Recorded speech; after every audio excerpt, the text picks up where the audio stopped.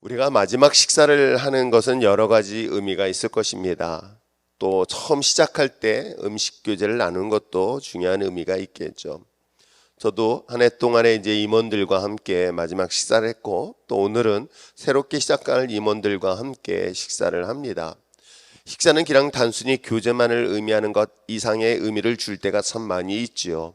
그래서 과거에는 생일날 하면은 생일을 기다렸던 것은 단순히 용돈을 받는 걸 떠나서 함께 무엇을 먹었던 것 기억하십니까? 고기 먹는 날, 소고기 묵국 먹는 날, 소고기 미역국 먹는 날. 어렸을 때 기억이 크게 나네요. 아무튼 그날은 생일날은 특별히 소고기를 먹었던 어린 시절의 기억이 납니다.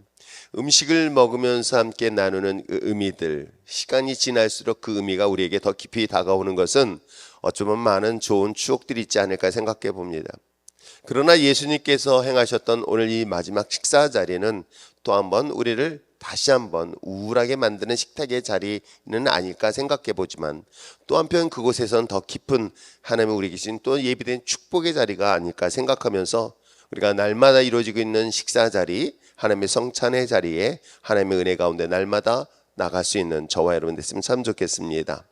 자, 오늘 본문에 기록된 것처럼 예수님께서 잡히시기 전날, 어찌 보면 예수님께서 공생의 마지막 부분일 수도 있겠죠. 마지막 공생에 시작하는 날, 처음 시작했던 날은 예수님은 40일의 금식을 시작하고 공포하며 복음의 사명, 즉 당신의 공생의 사역을 시작했다면, 마지막 부분은 제자들과 마지막 식사자를 하면서 그 식사를 통해서 자신의 십자가의 죽음의 길을 이야기하고 있는 내용이 본문 내용이기도 합니다. 특별히 절기를 주목해 보시기를 바랍니다. 제가 우리 교회에서 침례식을 할 때 왜 8월 15일 날 정했을까라고 묻는다면, 그건 역사적 의미가 우리에게 있기 때문이라고 이야기를 하고 있습니다. 억압된 그 일본의 압제로부터 해방되었던 날을 기억하는 것처럼, 죄와 사망의 권세로부터 내 이 침례의식을 통하여 해방되어졌다는 그런 역사적 의미가 나의 개인의 신앙의 의미까지 연결시켜 줄 수 있다면 그 의미가 더 깊이 다가오지 않을까요? 오늘 예수님께서도 마찬가지입니다. 예수님께서도 특별히 어느 절기를 선택하셨을까요? 유월절 절기를 선택하셨습니다. 여러분, 유월절을 가지고 있는 의미는 너무나 잘 알고 있을 것입니다. 430년이라는 기간 동안에 이스라엘 백성들은 애굽 땅에 머물게 됩니다. 사실은 그렇게까지 머물 이유는 없었습니다. 이미 그의 조상으로부터 요셉은 이야기하고 있죠. 자신이 죽거든 바로 하나님의 자기의 약속한 그 조상의 땅 가나안으로 꼭 옮겨 묻어달랄 것을 부탁했지만, 그 후손들은 어찌된 일인지 그 땅이 편하고 쉬워서 좋아서 살만한 환경 때문에 그들의 머문 시간이 어느덧 430년이라는 시간이 지났습니다. 그리고 그 조상들의 업적들을 다 잊어버리고 애굽 땅에서 종의 신분으로 비참한 삶을 살고 있을 때에 그 탄식하는 소리, 고통의 소리를 들으시고 하나님은 모세를 동원해서 그들을 출애굽시켰던 사건을 너무나 잘 알 것입니다. 10가지의 재앙을 통해서 바로의 마음을 무너지게 하고 마침내 마지막 장자의 그 죽음을 통해서 출애굽할 때에, 그때 어린 양의 피를 우슬지에 발라 문 지방의 발림으로 인해서 사망의 권세가 떠나는 역사들을 우리는 그 유월절 첫날로 기억할 것입니다. 어쩌면 어린 양의 피를 통해서, 죽음을 통해서 하나님의 선택받은 백성들이 출애굽을 하였던 가장 중요한 사건이 됐던 것이 바로 유월절 역사의 배경이기도 합니다. 그 어린 양의 피, 어찌 보면 이 어린 양의 피를 통해서 오늘날 예수님을 통한 십자가의 거룩한 보혈을 또다시 아주 오랜 이스라엘 백성들의 기억 속에 남아있기에 이것을 끌어내어 그들의 하여금 이 사건을 우리에게 보여주고 있는 것이 아닐까 생각해 봅니다. 그렇듯 절기는 우리에게 중요한 의미를 가져다 주고 있습니다. 왜? 다시 한번 되새기면서 돌아보는 중요한 시간, 그리고 더 중요한 것은 과거로 돌아보는 게 아니라 이것을 통해서 내가 하루하루의 삶을, 미래의 삶을 어떻게 준비할 것이냐라는 것들을 주는 좋은 교훈이기 때문은 아닐까요? 사순절의 절기는 사실은 개신교보다는 캐톨릭 쪽에서 출발했다는 이야기 때문에 오늘날 많은 교회들이, 많은 일반적인 교단들이 이 부분에 대하여 거부감을 갖고 있다는 이야기도 들었습니다. 그럼에도 불구하고 오늘 예수님의 십자가의 길을 좀 더 깊이 묵상하는 시간, 그리고 이번 주는 특별히 고난주간, 그 짧은 시간, 어찌 보면 역사적으로 이 짧은 시간 동안에 한 사람의 생명을 뭐가 그리 급하다고 이렇게 빼앗는지, 전무후무한 정말 이 사건을 통해서 예수님의 그 고난의 시간을, 고난의 십자가의 길을 우리가 다시 한번 묵상하며, 혹시 우리가 주님을 믿고 주님을 따른다고 하지만 정작 주님의 십자가의 고난의 길보다는 그 십자가의 영광만을 바라보며 오늘 우리들의 신앙을 하고 있는 것은 아닌지를, 어찌 보면 주님이 주셨던 십자가의 영광이 나의 삶이 되어지길 원하면서 주님의 길을 가고 있는 것은 아닌지를 다시 한번 돌아보며, 주님이 다시 오시는 그날까지 그 좁은 길을 선택하는 그리스도인들, 비록 그것이 십자가의 고난의 길을 우리에게 주어졌다 할지라도 믿음으로 승리해 나갈 수 있는 저와 여러분 되시기를 부탁드립니다. 자, 그러한 관점에서 오늘 본문은 중요한 이야기를 몇 가지를 나누고 있습니다. 오늘 본문에 기록된 것처럼 유월절 식사를 하시기 위해 특정한 장소를 선택하게 하게 하시고 음식을 준비케 하셨습니다. 그리고 식사 자리에서 이야기를 하고 있는 내용이 21절부터 이야기를 하고 있습니다. 그들이 먹을 때에 이르시되 내가 진실로 너에게 이르노니 너희 중에 나를 팔 자가 있을 것이다 라고 이야기를 하고 있습니다. 이 말을 들었던 당시 12명의 제자들의 마음은 어땠을까? 여기 계신 분들 중에 저를 팔 자가 있다라고 한다면 누굴까? 라고, 혹시 어디다 팔 데도 없네요. 그렇죠? 제가 좀 젊기라도 하면 팔만한데, 저 오징어 빼라도 파는데 이거 오징어 빼에서는 무릎 망가진 사람 받지도 않을 것 같고, 그러네요. 또 장기는 괜찮을까? 아무튼 예수님에 대하여 오늘 제자들에게 이야기를 하고 있습니다. 너희 중에 나를 팔 자가 있을 것이다 라고 했었을 때에 오늘 22절 그들은 모두 근심하며 각각 나는 아니지요 라고 이야기를 하고 있습니다. 근데 참 아이러니한 것은 예수님의 말씀에 대한 제자들의 반응이기도 합니다. 여기서 근심을 하면 그걸 심각하게 들어야 되는데 막상 너다 라고 했었을 때는 더 이상의 본문은 침묵하고 있어요. 어떤 본문에서도 더 이상 이야기를 하고 있지 않습니다.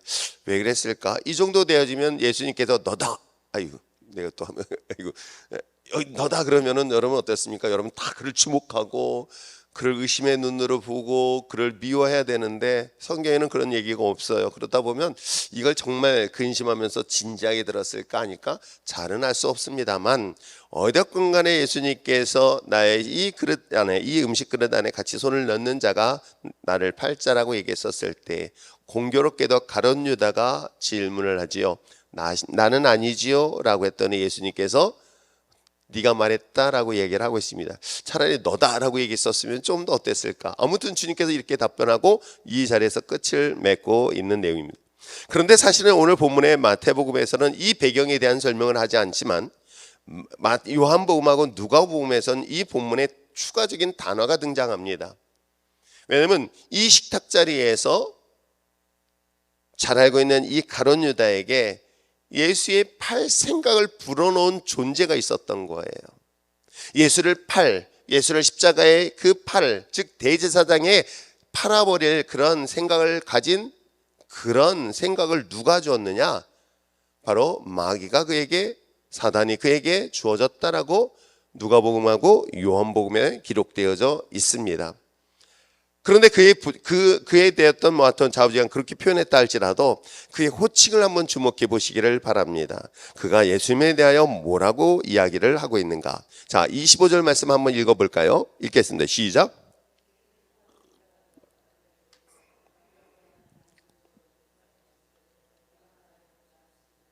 여기서 예수님을 유다는 뭐라고 부르고 있습니까?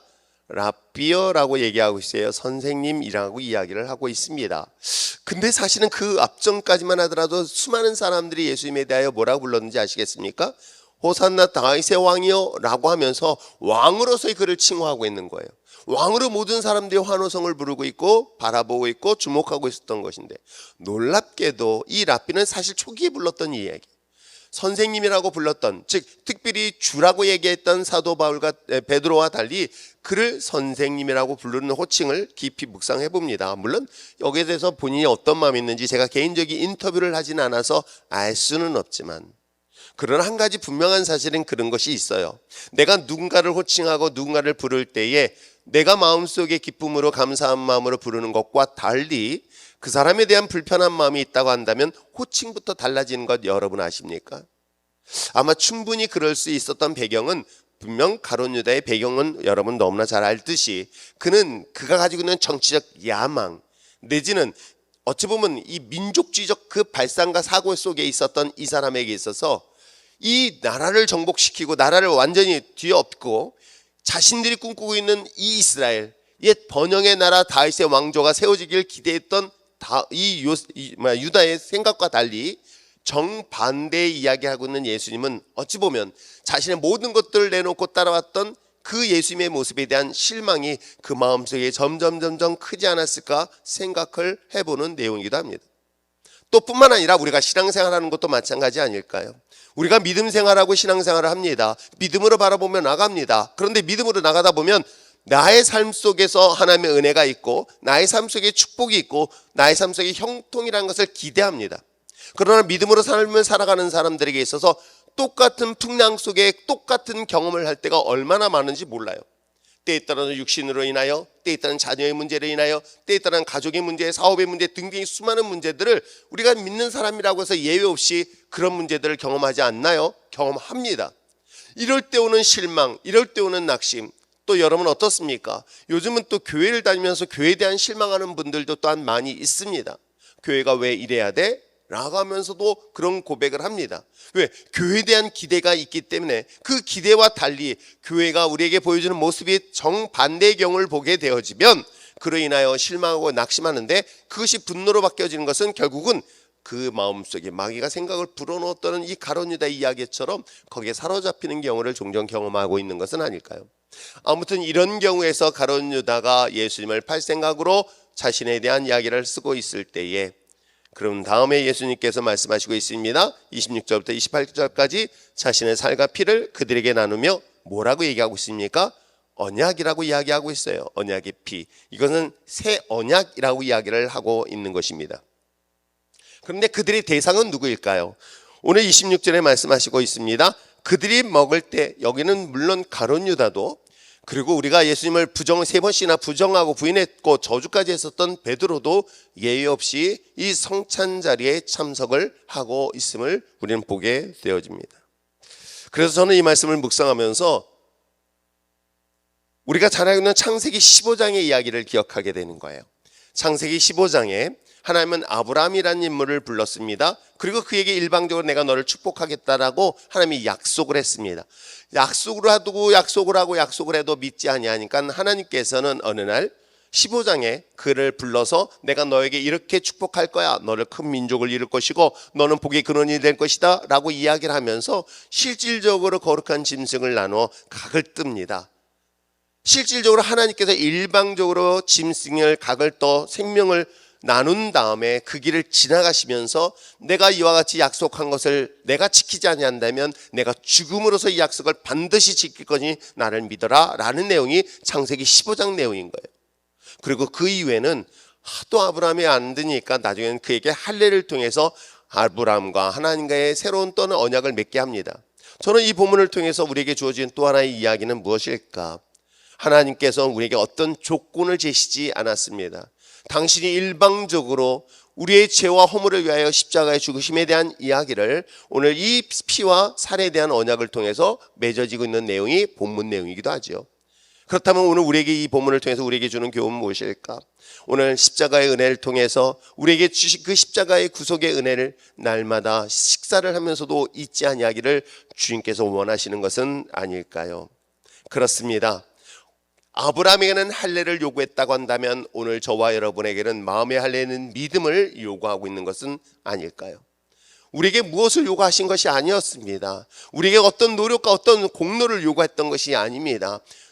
우리를 위하여, 나를 위하여 일방적으로 자신의 살과 자신의 피를 아낌없이 내어놓고 나에게 생명을 주시고 나에게 영원한 생명을 주시고자 하시는 그 하나님의 놀라운 이 언약이 믿음으로 말미암아 체결되어 있다는 이 사실들을 일반적으로 매일같이 이루어지고 있는 식탁 자리에서 이루어지고 있다는 것을 날마다 잊지 않기를 부탁드립니다. 우리는 식사 기도를 합니다. 그러나 여러분, 저는 식사의 기도를 하면서 이 의미를 더 깊이 생각해 보게 되어지죠. 날마다 식사하는 그 자리에 주님과 나에게 일방적으로 주셨던 그 언약, 나에게 새로운 언약을 주시면서 너 이 예수님의 피, 예수님의 살을 먹음으로 인하여 내가 너에게 새로운 생명을 주었다는 이 놀란 은혜를 날마다 마음속에 새기고 그 은혜에 감사해서 주님이 주신 사명의 길을 끝까지 감당해낼 수 있는 저와 여러분 되시기를 주님의 축복합니다. 기도하겠습니다.